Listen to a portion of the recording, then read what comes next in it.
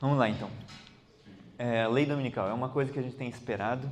Se você quiser a base bíblica para isso, está em Apocalipse 13. Ali vai falar sobre as duas bestas. A primeira besta sai do mar, lembra? E não está falando de um animal físico que sai do mar. Está falando de um poder. E o nome besta não é um nome ruim. É a descrição de um animal. É um animal que está saindo. Tá? Mas é um símbolo.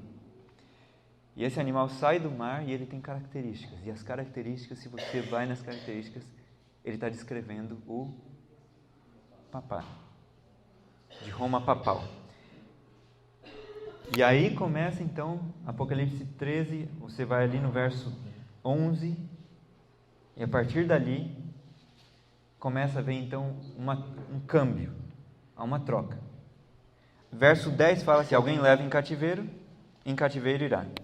Se alguém matar a espada, é necessário que a espada seja morta. Aqui está a perseverança e a fé dos santos. Aí verso 11. E vi subir da terra outra besta, e tinha 2 chifres semelhantes aos de um cordeiro, e falava como o dragão. Também exercia toda a autoridade da primeira besta na sua presença, e fazia que a terra e os que nela habitam adorassem a primeira besta cuja ferida mortal fora curada. Esses 2 chifres são os 2 princípios sobre os quais os Estados Unidos foi fundado. A primeira besta é o papado, a segunda besta é os Estados Unidos. Esse país foi fundado de forma totalmente diferente de todos os outros países. Ele foi o único que uniu 2 princípios tremendos. Qual o nome desses princípios? Republicanismo e protestantismo. O que é republicanismo? É um governo que não é de um rei, é o povo que se governa a si mesmo. Roma era uma república. E protestantismo. O que é protestantismo? Protestantismo é um princípio. É uma palavra que foi cunhada devido ao protesto dos príncipes alemães contra a ação do imperador que estava destruindo a paz que eles tinham atingido. Então, esse todo é um tema especial, tá? Protestantismo. Mas os Estados Unidos foi fundado nessas 2 bases. Um país sem um rei e uma igreja sem um papa. Esses 2 princípios, a Ellen White fala, produziram um tremendo crescimento da nação. E, por incrível que pareça, foi justamente quando o papado recebeu o golpe mortal que os Estados Unidos foi reconhecido como uma nação, pela mesma nação que tinha dado o golpe mortal. Foi em 1798. Então a França deu o golpe mortal no papado e reconhece os Estados Unidos como nação. Vocês estão vendo a transição, verso 11? Assim que fala, se alguém leva em cativeiro, para cativeiro irá. Quem tinha levado em cativeiro tantas milhões de pessoas? Roma. E agora Roma é levado para cativeiro. Logo em seguida desse verso, você tem o verso 11, falando, e vi subir da terra outra vez com 2 chifres. Os Estados Unidos tinham acabado de, por assim dizer, preparar a Constituição. Poucos anos antes, 22 anos antes. Então eles são reconhecidos como uma nação independente. E com base nesse princípio, os 2 princípios, qual é o nome? Republicanismo e protestantismo. Isso é muito importante, porque a gente vai ver o que está acontecendo. Tá? Com base nesses 2 princípios, a nação explodiu e cresceu e foi uma maravilha para o mundo. Tanto que gente do mundo inteiro queria morar lá, queria ir para lá. A nação trabalhou para respeitar a consciência das pessoas, da liberdade de consciência, liberdade religiosa. Mas a primeira pessoa nos Estados Unidos a entender o que era verdadeiramente liberdade religiosa foi, qual o nome dele? Roger Williams. Quem já leu O Grande Conflito? Não. Temos que ler de novo. Porque esse livro não é só uma vez, não. A gente tem que continuar lendo ele. O grande conflito é um livro para agora. Tá? Então, Roger Williams foi o primeiro a entender o que é liberdade religiosa e a separação de igreja e Estado. Thomas Jefferson e Madison lutaram por isso, para a liberdade religiosa e separação de igreja e Estado. Eles lutaram para tirar a ideia de uma igreja estatal, que tinha sido copiada da Inglaterra. Então eles lutaram para tirar isso e separar totalmente igreja do Estado. Por que é importante separar a igreja do Estado? Tudo isso tem que ver com a lei dominical, tá? A gente vai ver o reverso disso. Mas por que é importante separar a igreja do Estado? Veja bem, quando a igreja está unida com o Estado, a igreja controla o poder do Estado. Você sabia que a igreja não tem exército? Sabia disso? Então ela chega para você e fala, guarda o que eu estou falando. E você fala, não, e ela não pode fazer nada. Mas quem tem exército? O Estado. Então a igreja, quando você fala, não vou obedecer o que você fala, a igreja vai para o Estado e fala, temos aqui um herege, um rebelde já empedernido. A gente já pediu para ele e ele não quis voltar. Puna ele com misericórdia. Aí o Estado pega o nosso amigo aqui, joga ele na prisão, tortura e faz o que for preciso para atender o pedido da igreja. Agora, vamos dizer que a igreja seja separada do Estado. Aí a igreja fala, faça isso, e a pessoa não faz. Aí a igreja vai para o Estado e fala, ele não está fazendo o que eu estou falando. E o Estado fala, sinto muito, eu não tenho nada a ver com resolver os seus problemas. O Estado é civil e não é moral. O Estado é só civil. A lei de Deus é a lei moral. As coisas da igreja têm que ver com leis morais. Eles não têm nada a ver com lei civil, e a lei civil não tem nada a ver com a lei moral, são distintas. Então, quando a igreja tenta punir alguém que quebrou a lei moral, com métodos civis, ela está fora do papel dela. Totalmente fora. Aonde a gente encontra esse princípio da separação de igreja e Estado? Vocês lembram? Como na Bíblia você provaria isso? Chegaram para Jesus e disseram, Jesus, está certo pagar tributo para César? E na resposta de Jesus, ele separou o que é de Deus e o que é de César. Ele falou assim, dai a Deus o que é de Deus e a César o que é de César. Não tem uma coisa que você deva tanto a Deus quanto a César, porque ele separou. A gente vai ver por que isso é importante, tá? Então, Roger Williams foi o primeiro a entender. Ele fundou a colônia de Rhode Island. E nessa colônia, ninguém precisava pertencer à igreja para assumir um cargo político. Em todas as outras, você tinha que fazer parte de alguma igreja estatal, ou alguma igreja, para assumir qualquer cargo. Então, se você quisesse ser o prefeito, você tinha que fazer parte da igreja. E se você quisesse ser um policial ou um advogado, você tinha que fazer parte da igreja. Por que isso é um problema? Não seria bom se todos que fizessem parte da igreja cuidassem também dos cargos? Não seria ótimo? O que você acha? O problema é que o ser humano é muito mau. Então, gente bem perversa pensou assim, eu queria ser parte eu queria ser o prefeito da cidade, mas eu não posso, porque eu não quero saber de Deus. Já tenho uma ideia. Vou me batizar. E foi isso que aconteceu. Na história americana foi isso que aconteceu. Quando era obrigatório alguém fazer parte da igreja para assumir cargos políticos ou responsabilidades civis, eles entravam na igreja. Continuavam tão ateus, tão contra Deus quanto fosse, mas entravam na igreja. Essa história foi tão clara que os Estados Unidos inteiro percebeu que estava errado unir igreja e Estado. Então, quando eles fizeram a Constituição Americana, e essa é a Constituição Americana, é o documento mais importante que existe nos Estados Unidos. Mais importante. Ele foi assinado por diversas pessoas ali. Então, é um documento muito importante. Ellen White chega a falar que é o documento mais importante feito por seres humanos. Não está falando dos profetas, não está falando da Bíblia, está falando de documento, assim, né? Coisa feita por gente comum. É o documento mais importante que tem na Terra.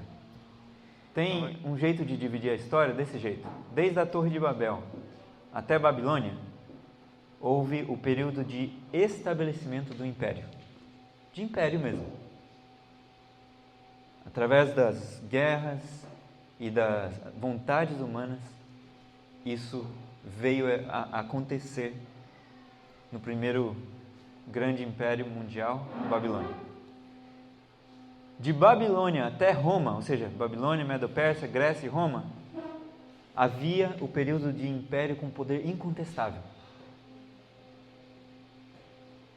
E quando Roma caiu, o império continuou. Mas não era um império civil, pagão. Sabe o que era? Era um outro império. O império eclesiástico. E isso dá mais medo. Porque o império eclesiástico, ele assume poderes que é difícil de acreditar. Olha o que o império eclesiástico chegou a dizer, tá? Tem um site aqui, se vocês quiserem dar uma olhada depois em inglês, chama Freedom Sentinel, freedomsentinel.org. O Papa Nicolas I, do ano 858 a 867, foi o período que ele dominou, chegou a dizer o seguinte, olha só o que o império eclesiástico tem, que tamanhas frases. Lembra que o chifre pequeno tinha uma boca que falava com arrogância e lutava contra o povo de Deus? E era arrogante, tá? Olha o que ele diz. Ele estava falando com o imperador bizantino Michael III. E ele disse assim, saiba, príncipe, que os vigários de Cristo, e vigários de Cristo, se vocês não estão familiarizados com a palavra, está falando sobre o Papa, ele falando de si mesmo, o vigário do Filho de Deus. Eles se acham os que estão no lugar do Filho de Deus, tá?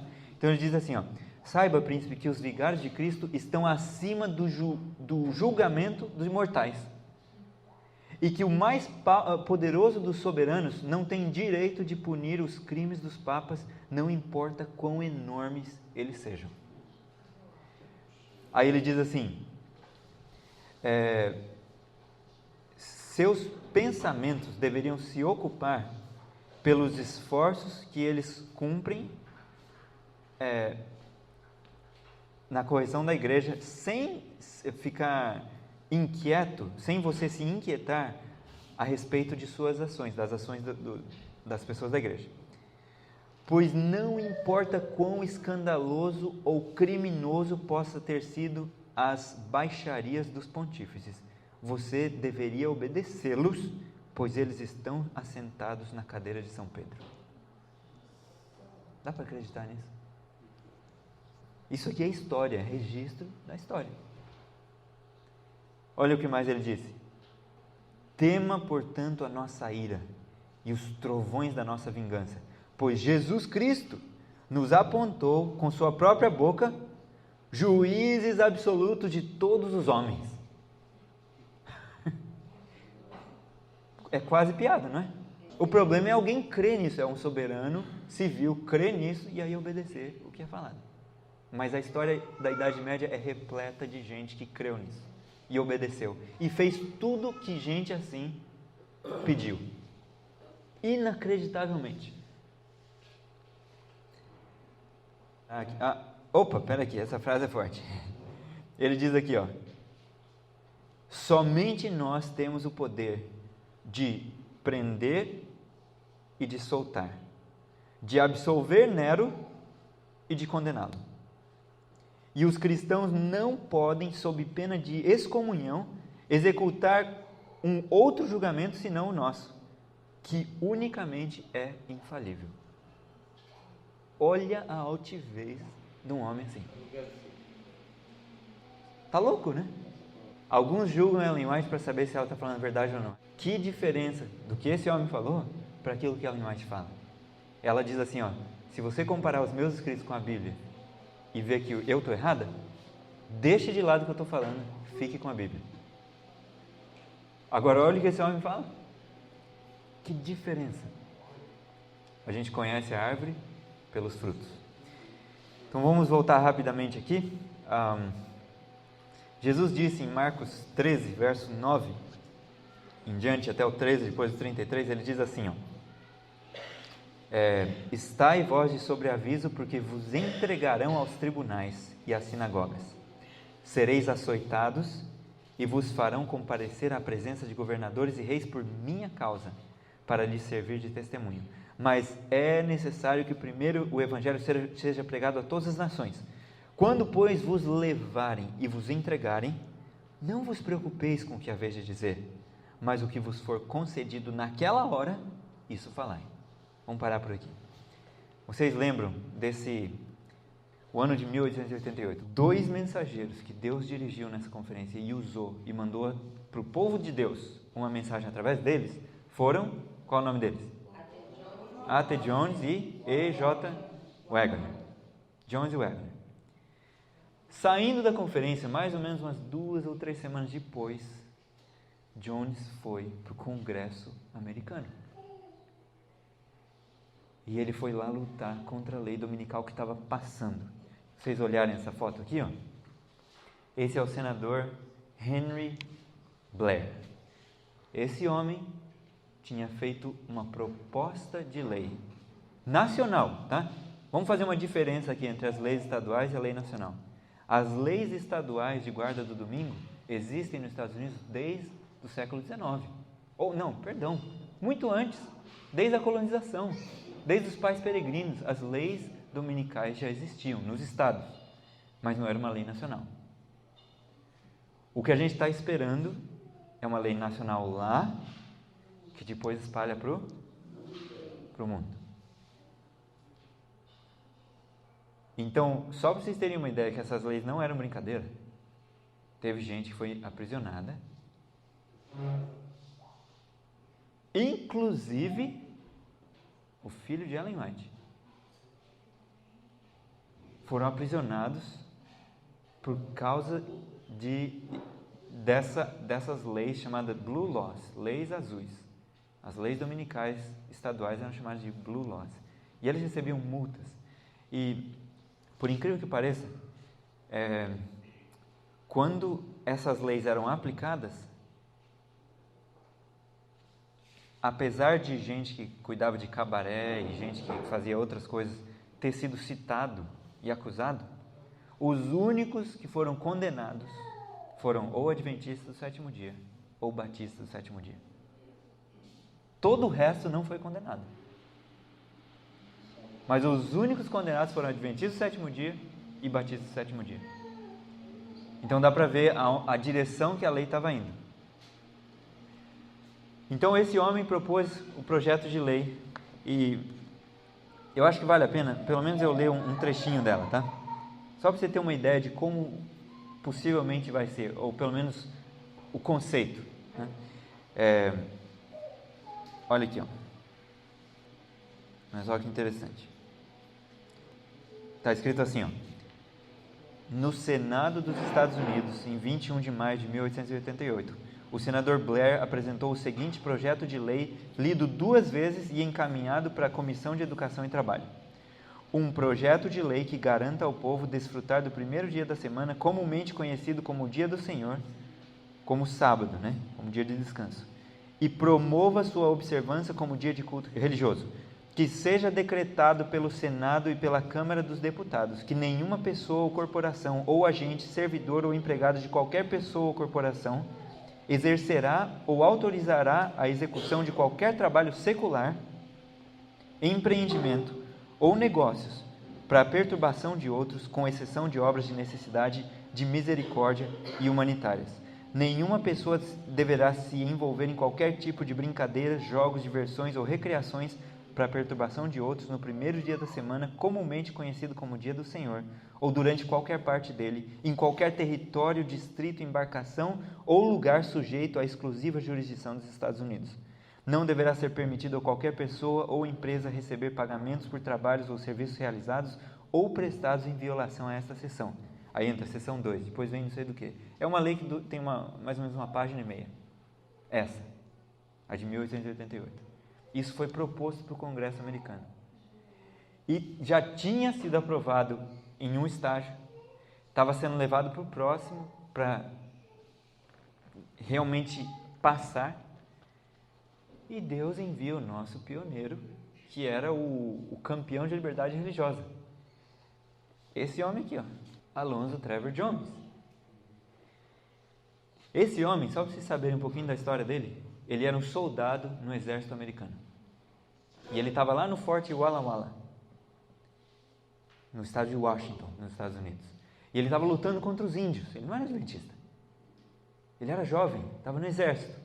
E uma coisa que ele amava era estudar história. O passatempo dele era estudar história. E ele lia e devorava os livros. De repente passou um pregador adventista, pregando, adivinha sobre o quê? Daniel e Apocalipse. E o homem fez as pregações e Jones conhecia a história. Quando ele viu a relação que as profecias tinham com a história, ele caiu de costas. Ele falou, exatamente isso. A história mostra exatamente isso, eu conheço. Então ele se entregou a Jesus e aceitou o batismo. Quando ele saiu da água, ele jogou os braços para cima e disse assim, morto para o mundo e vivo para ti, ó meu Deus. E eu fiquei pensando, quantos de nós tivemos uma experiência assim, com essa intensidade, quando a gente se batizou? Para falar a verdade, eu mal sabia o que eu estava fazendo. Eu estava batizando o batismo da primavera, com um monte de outros adolescentes, ou jovens, menos que jovens, né? Adolescentes, juvenis. E eu fui entender melhor depois, mas olha a experiência dele. Então Deus usou alguém que conhecia a história e que tinha entendido a questão da liberdade religiosa. Ele escreveu vários livros, vocês podem ver aqui, ó. Na verdade, ele é o maior escritor dentre os nossos pioneiros, exceto Ellen White. De todos eles, ele é o maior escritor. Ele escreveu livro após livro após livro. Só essa série aqui, dos Impérios, tem livro de 700, de 800 e de quase 900 páginas. Só essa série aqui. Então, além dos livros, ele escreveu vários livros. Além deles, ele escreveu muitos artigos. Eu estava tentando pôr nesse site Freedom Sentinel artigos de A.T. Jones. São 1.500 artigos e notas editoriais só numa revista chamada The American Sentinel, que era a revista de liberdade religiosa americana, da igreja. Tá? Essa revista, Deus dirigiu Jones. Jones foi o editor dessa revista por muitos anos.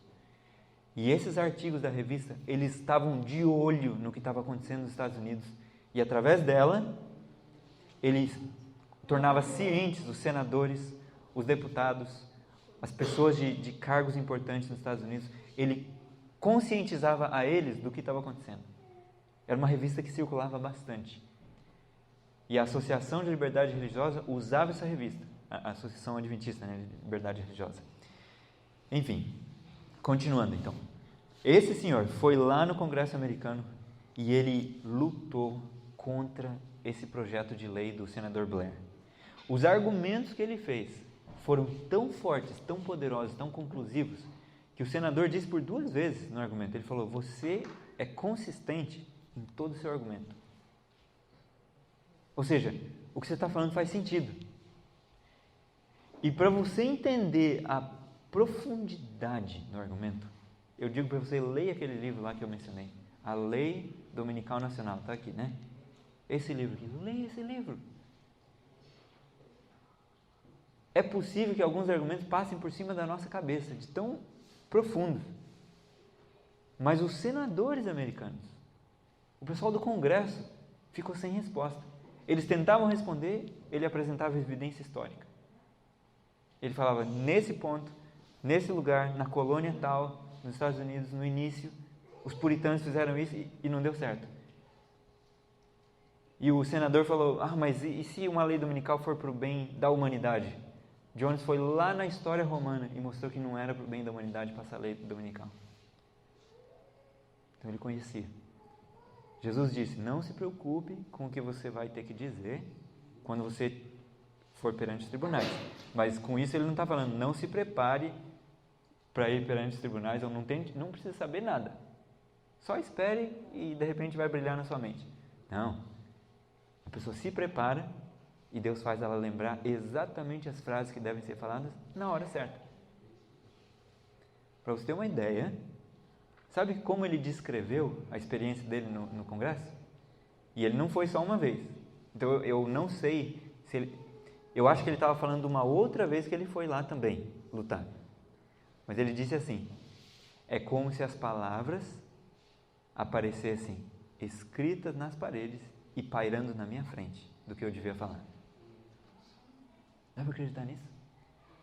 Deus estava dando para ele na hora. Fala isso agora. Agora é esse ponto. É maravilhoso isso. Então estude isso, tá? Teve uma ocasião que um grupo de líderes se reuniram. Eles eram especialmente da Associação de Liberdade Religiosa, e eles se reuniram e falaram assim: a gente não vai mais usar a revista American Sentinel, porque você está falando muito forte sobre sábado, sobre adventismo, e isso vai fechar as portas para as pessoas, elas não vão querer ouvir. E Jones estava convicto, ele falou: não, eu não vou mudar, é isso mesmo que tem que ser falado. E a coisa ficou tão forte que eles fecharam, uma das reuniões, eles se fecharam no quarto, trancaram e falaram: a gente só sai desse quarto com a coisa resolvida. E Jones não cedia e eles não cediam. Chegou a um ponto que 3 da manhã eles dispersaram, eles abriram a porta do quarto, saíram e falaram assim: a gente não vai usar mais essa revista, tchau. Naquela hora, um anjo acorda Ellen White. Ela tinha tido uma visão, a visão de Salamanca. Se vocês puderem, estudem isso aí, é coisa incrível. Ela tinha tido uma visão, acho que uns 4 meses antes. Chama a visão de Salamanca. E ela tinha visto coisa na visão, e ela foi contar para o filho dela, e ela disse assim: eu não consigo lembrar, mas foi muito interessante essa visão que eu tive. E não lembrava. Aí ela foi na frente da igreja e foi tentar falar a visão e não lembrava. Simplesmente não conseguia pronunciar. Ela disse assim: eu sou tão dependente para escrever o que eu vi, quanto para ter a visão. Então não era ela que decidia a hora de falar. Então o anjo acordou Ellen White e disse assim: aquilo que você viu em Salamanca, escreve agora e vai para a reunião da manhã. E ela foi nessa reunião de manhã. Quando ela entrou, os irmãos não estavam esperando ela, porque ela tinha dito que ela não ia ir, ela estava com sono. Ela falou: não, eu vou dormir, a última reunião eu vou dormir. Pronto. Era 5:30 da manhã. Então 5:15, o filho dela passou no quarto dela, viu a luz acesa e falou: mãe, a senhora vai lá? Ela falou: eu vou. E estava com uma pilha de coisa escrita já. Aí ela entrou no salão e o presidente, o Olsen, presidente da Conferência Geral, estava lá. Ele falou: irmão White, a senhora veio? A senhora tem uma mensagem para nós? Ela falou assim: certamente eu tenho. E entrou e começou a falar. Foi lá na frente e começou a falar: nós não podemos aceitar isso e tolerar esse tipo de atitude de controle. A gente está seguindo nas pegadas do romanismo, controlando. Aí ela falou assim: eu vi alguém segurando a revista, dizendo assim: nós não vamos usar mais essa revista. Eu vi isso está errado, não é a vontade de Deus. De repente, alguém na congregação levantou e falou assim: era eu que estava segurando a revista ontem à noite. E agora eu reconheço, eu estava errado. Ela olhou e falou: ontem à noite? Ontem à noite? Porque ela tinha visto isso quando? 4 meses antes, certo? Aí de repente, assim que o homem falou, o Jones falou para ele assim: então você está certo. Porque se você estava errado e reconheceu que está errado, você está certo. Ele tinha essa atitude de ajustar as coisas, né? Está certo. E aí levantou outra pessoa e falou: eu também estava lá e eu contribuí para isso, eu estou errado. E um após outro foi levantando. Então, quem estava defendendo essa revista? Deus. O que o John estava escrevendo na revista era segundo a vontade de Deus. E a gente vai ver alguma outra citação aqui que fala sobre isso, tá? Ele foi no Congresso americano, lutou contra a lei, e a lei passou ou não? A lei foi derrubada, ela não passou. Ela foi arquivada. Ou o projeto de lei, né? E não passou. Mas estava quase lá. Agora, vamos supor, tá? A gente pode fazer esse tipo de suposição porque tem até uma história que diz assim, o que poderia ter sido, né?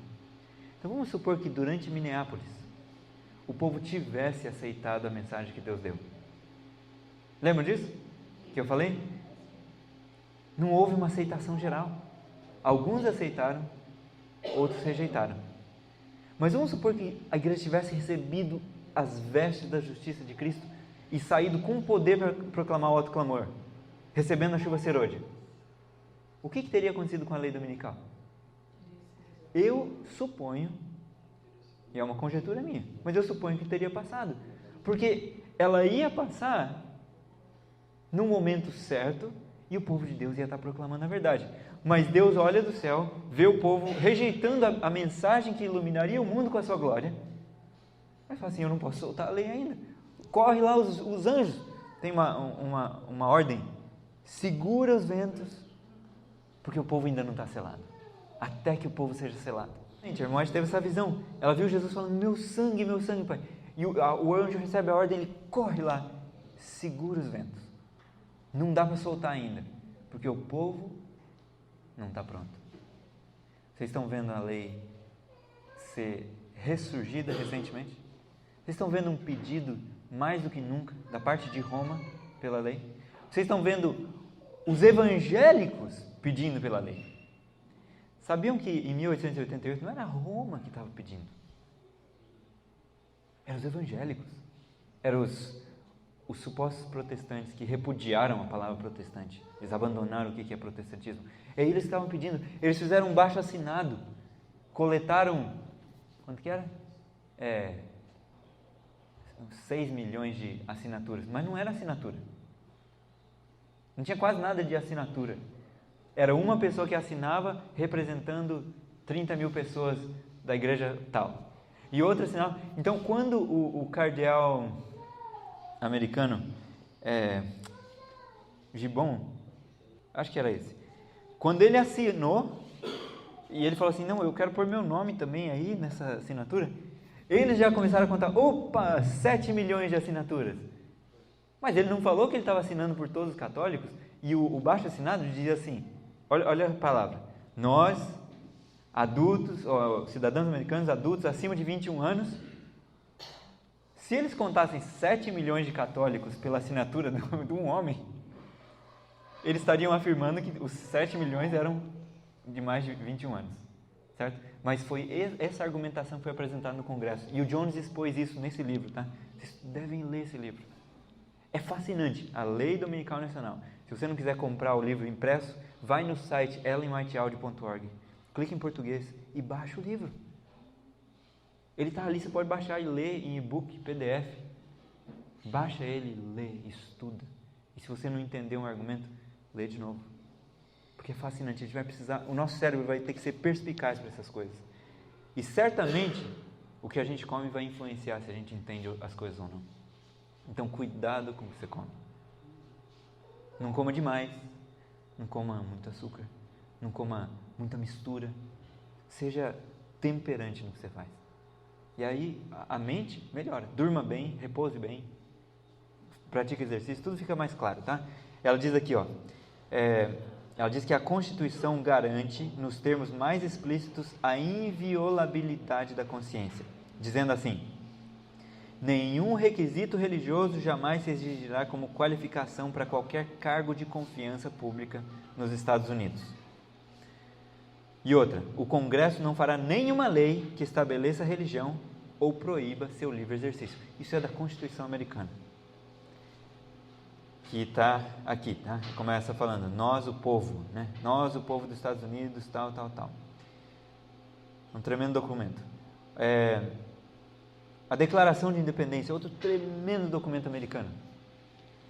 Diz assim: consideramos estas verdades por si mesmo evidentes, que todos os homens são criados iguais, sendo-lhes conferidos pelo seu Criador certos direitos inalienáveis, direito que não dá para separar, não dá para tirar da pessoa, não pode tirar da pessoa, certos direitos inalienáveis, entre os quais se contam a vida, a liberdade e a busca da felicidade, que para garantir estes direitos são instituídos governos entre os homens, derivando seus justos poderes do consentimento dos governados. Ou seja, um governo, ele só tem poder sobre mim porque eu cedi o poder a ele.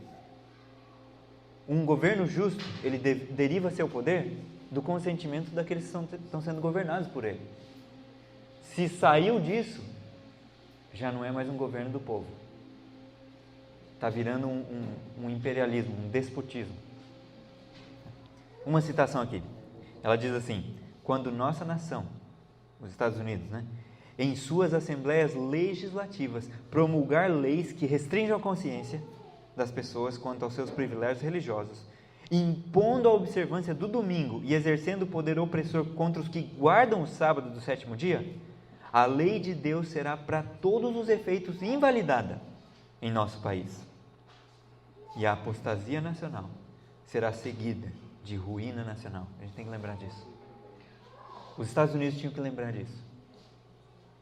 O país vai ser arruinado quando eles se apostatarem da lei de Deus e forçarem a consciência e agirem como Roma. Lembra de Apocalipse 13? Eles fazem uma imagem à besta, aquela que foi ferida pela espada e sobreviveu. Os Estados Unidos vão imitar Roma. O que Roma fazia? Fazia leis que compeliam a consciência, leis que forçavam a consciência das pessoas e que tiravam a liberdade religiosa. E os Estados Unidos vai imitar os passos de Roma. Então ele vai falar como o dragão, como Roma. Outra aqui: quando a América, o país da liberdade religiosa, se aliar com o papado, vai ter uma aliança então, a fim de dominar as consciências e impelir os homens a reverenciar o falso sábado, os povos de todos os demais países do mundo hão de ser induzidos a imitar-lhes o exemplo. O Brasil vai imitar a mesma coisa. A perseguição vai ter lá? Vai ter aqui também.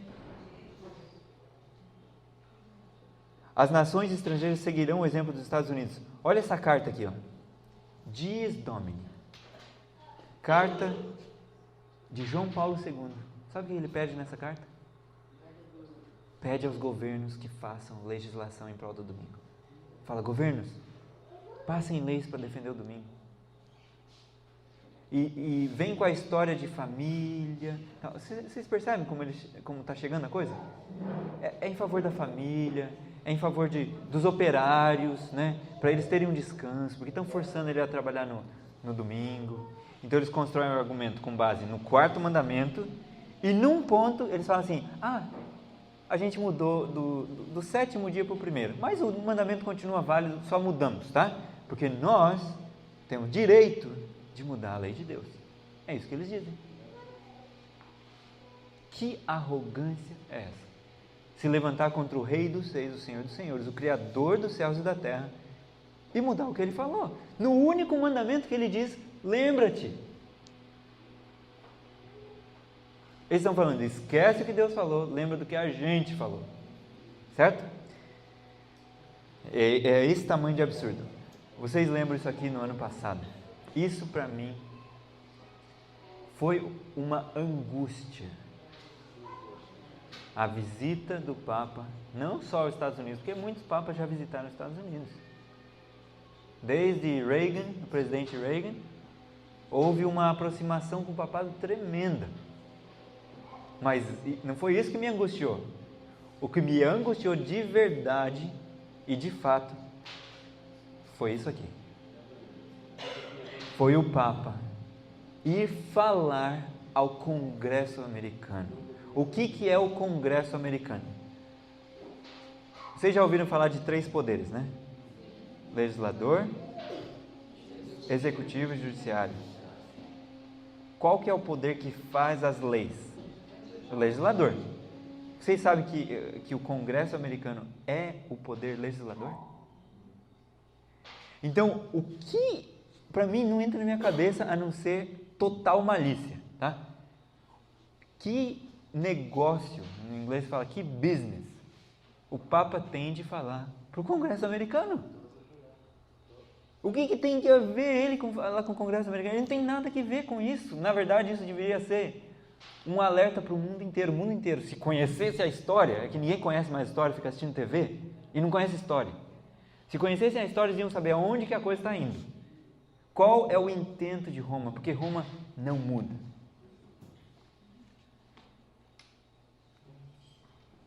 Roma sempre tentou ganhar a aliança de quem fosse poderoso para oprimir os dissidentes, para oprimir os hereges, para matar, queimar vivo, torturar, estrangular, deixar na masmorra as pessoas. Roma sempre fez isso. Então, quando eu vejo o representante de Roma indo falar perante o órgão que cria as leis na nação mais poderosa do mundo, isso me deu assim uma coisa por dentro. E quando eu vi eles aplaudindo, não teve nenhum corajoso para levantar e falar assim: tu és o representante do anticristo. Ninguém. Quando o Papa foi lá na Inglaterra e ele falou perante o parlamento, teve um homem que levantou e abriu a bandeira, um parlamentar.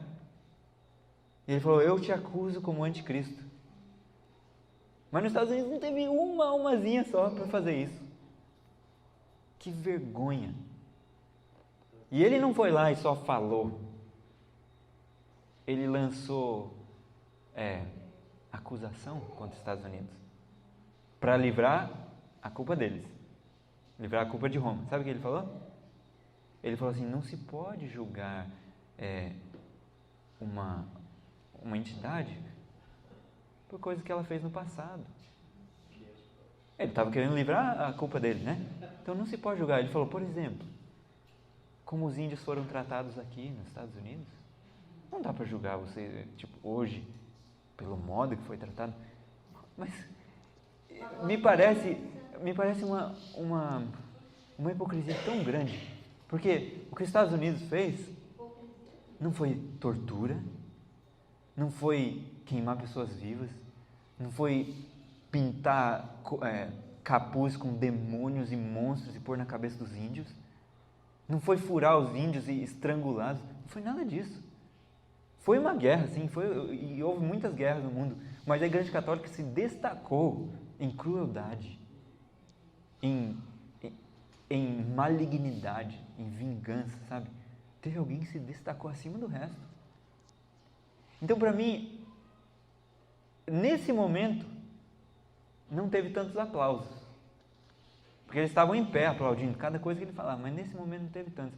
Para mim, me envergonhou pelos americanos nesse momento, porque como pode alguém falar, vem na sua nação, alguém que está mais atolado no sangue do que qualquer outra nação, e vai acusar ainda?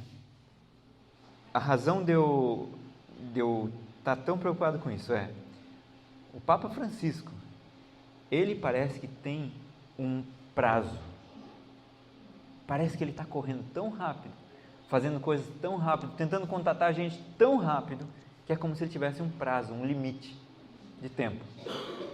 Então ele está fazendo alianças com os evangélicos, indo falar, chamando eles. Eu vi a atuação dele com a Igreja Católica Ortodoxa, que tinha separado da Igreja Católica Romana há muito tempo atrás. Eles plantando uma árvore juntos, com um líder mais não sei do que, não sei se era dos islâmicos, sabe? Está trabalhando um monte. Se vocês viram o pastor Doug Batchelor, ele está falando, eu não quero ser o biógrafo pessoal do Papa, mas esse Papa está fazendo mais coisas do que todos os outros. A gente tem que estar ciente disso. Então ele está trabalhando e ele está fazendo o pedido. Tanto que na Argentina agora, eu não sei se vocês ouviram, mas parece que está passando leis dominicais. E tem mercado que vai ser punido e se abre no domingo e tal. Por quê? Porque ele é argentino, certo? Então, será que a gente deve lutar contra isso? Eu ouvi um adventista falando assim, Olha, mas a gente já sabe que vai vir. Eu não entendo para que esse movimento de liberdade religiosa, defender a liberdade religiosa.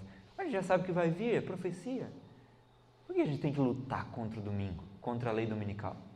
Então, vamos ver aqui o que Ellen White diz. Ela diz aqui, ó, o movimento dominical está agora abrindo caminho nas trevas. Os líderes encobrem a verdadeira questão e muitos que se unem ao movimento não percebem para onde propende a tendência oculta. Eles estão agindo como cegos.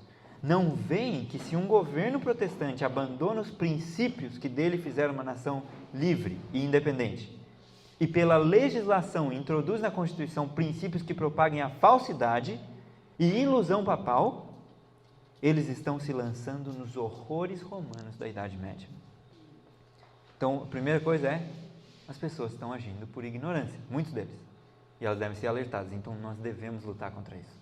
Outra aqui, é nosso dever, é o que, irmãos? Nosso dever. É nossa opção? Dever. É nosso dever fazer tudo o que estiver ao nosso alcance para evitar o perigo que se aproxima.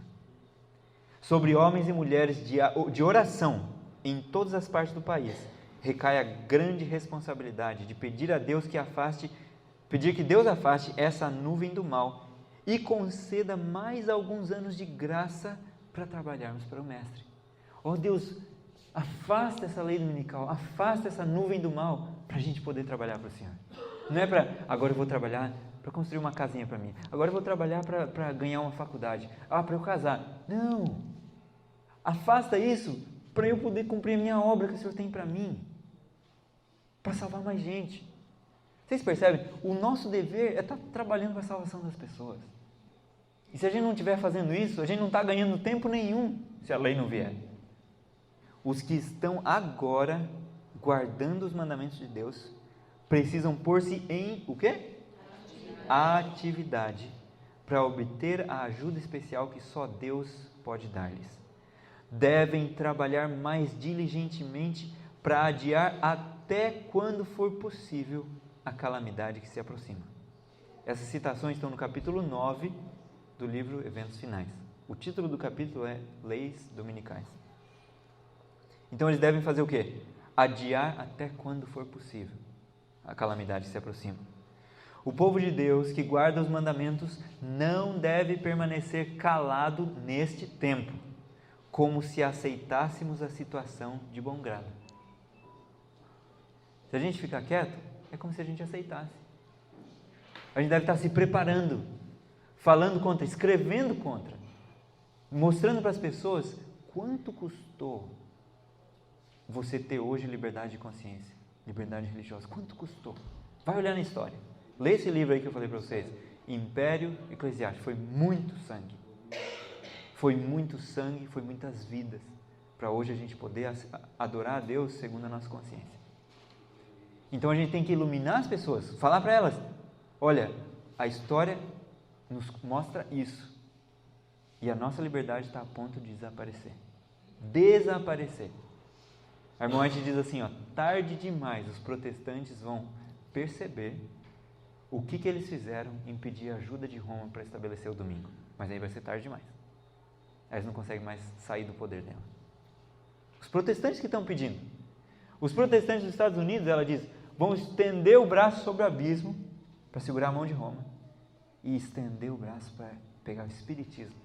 E o espiritismo está entrando no protestantismo fortemente. E está atacando até a nossa igreja. E vocês já ouviram falar do movimento da igreja emergente, oração contemplativa, oração centrante, sabe, essas coisas absurdas. É espiritismo. Esvaziar a mente, sabe, orar esvaziando a mente, não pensa em nada. Isso é um absurdo, tá? Aí ela diz aqui, não estamos, essa aqui é muito forte, essa é muito forte e eu espero que fique gravado na mente de cada um aqui, preste bem atenção, não deixe nada te atrapalhar agora, preste bem atenção, não distrai.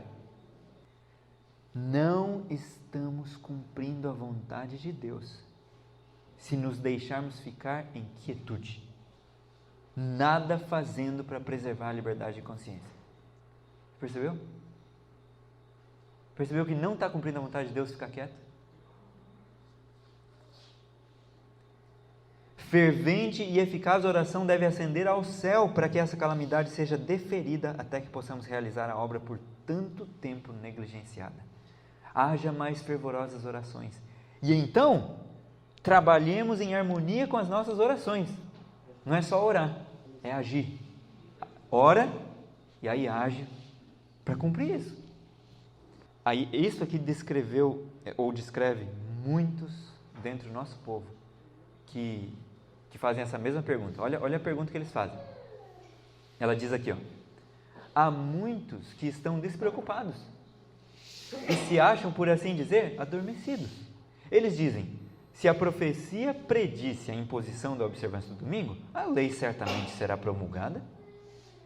E tendo chegado a essa conclusão, assentam-se em calma expectativa do evento, confortando-se com o pensamento de que Deus protegerá seu povo no tempo de angústia. Então eles estão lá olhando e falando: a profecia já falou, vamos ficar tranquilo, deixa vir, Deus vai nos proteger. Imagina, Deus não vai proteger a gente? A profecia disse que vai acontecer isso. Só que olha como ela continua. Ela diz assim, ó: mas o Senhor não nos livrará se não fizermos algum esforço para realizar a obra que Ele nos confiou. Deus não vai livrar a gente se a gente não fizer esforço para isso. Estão entendendo a missão? Estão entendendo que não dá para ficar parado? E não dá para ficar na ignorância? É melhor nem saber disso, porque aí eu fico tranquilo. Não. Você tem que lutar. E mesmo você lutando, a coisa vai acontecer. Mas aí Deus te livra. Percebeu, né? Como fiéis atalaias, deveis dar o aviso ao ver que vem a espada, para que homens e mulheres, pela ignorância, não sigam um rumo que evitariam se conhecessem a verdade. Ou seja, eu conheço a verdade, estou bem, estou salvo. Mas ela está falando: não, conta para as pessoas, porque pode ser que eles vão evitar o rumo se eles souberem. Pode ser que eles sigam nesse rumo pela ignorância, mas se você contar, pode ser que eles evitem. E vai salvar muito. Espero que a trombeta dê o sonido certo no tocante a esse movimento da lei dominical. Penso que seria melhor se em nossas revistas o assunto da perpetuidade da lei de Deus se tornasse uma especialidade.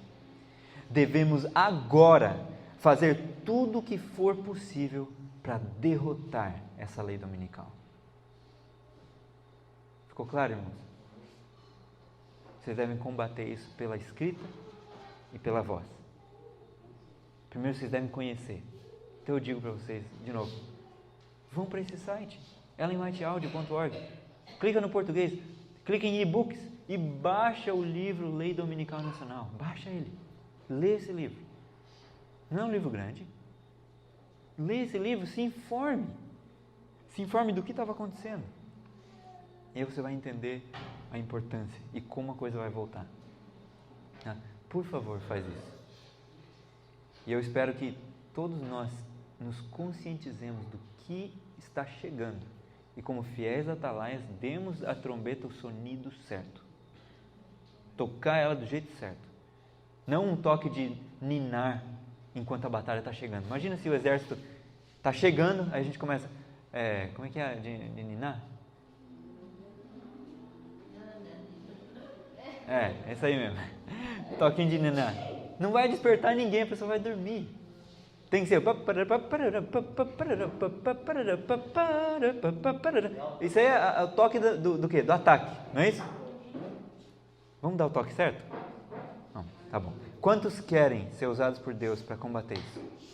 Amém? Que Deus nos dirija, nos use e nos capacite. Bom? Tinha várias outras coisas que ainda daria para falar da história adventista, depois dessa questão, né?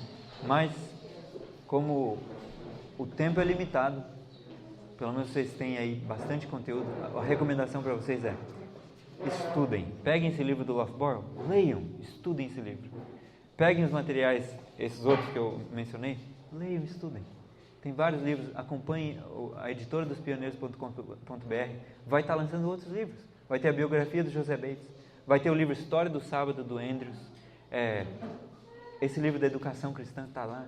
Então, estudem esse material, vamos ser informados, não vamos perecer devido à ignorância voluntária, não vamos perecer assim, vamos lutar para correr atrás e compreender a verdade. Vamos orar então? Querido Deus, nós te agradecemos porque o Senhor tem a tua igreja. E a tua igreja vai ir até o fim, pela tua graça, pelo teu poder. Segundo está escrito, a igreja pode parecer prestes a cair, mas ela não cai, ela permanece, enquanto que os pecadores em Sião são joeirados, como a palha joeirada do trigo. Senhor, nós queremos ir até o fim, ao teu lado. Nós sabemos que o Senhor chamou esse povo, e nós sabemos que o homem do pecado tem trabalhado para destruir a verdade. Então, Senhor, vem nos usar, vem nos capacitar, vem derramar o teu Espírito Santo sobre nós, para cumprirmos a nossa missão. Segura a calamidade, Senhor, que está chegando, e nos faz trabalhar, nos leva a trabalhar, para salvar mais almas enquanto ainda há tempo. E, Senhor, que não confiemos no braço da carne, que não confiemos em nós, mas que nossa confiança seja posta no poderoso braço do Senhor. Amém. E que Cristo seja o nosso comandante. Amém. Nós nos consagramos a Ti e confiamos a guarda de nossa alma em Tuas mãos. Em nome de Jesus. Amém.